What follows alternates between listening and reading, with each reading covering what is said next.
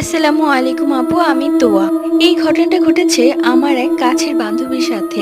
আমরা দুজন একই স্কুলে পড়ি, আর ওরা একটা নতুন বাসায় উঠেছিল কয়েক মাস আগে।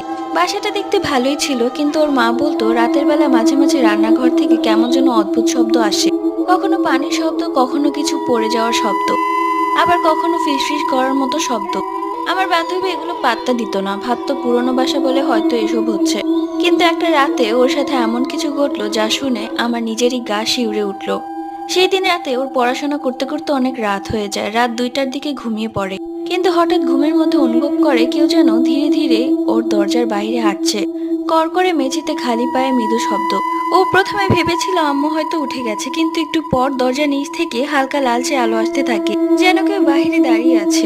ঠিক তখনই দরজার ফাঁক দিয়ে শুনতে পেল এক অদ্ভুত ফিস ফিস গলা। দরজা খুল, আমাকে একটু ঢুকতে দে। ওর শরীর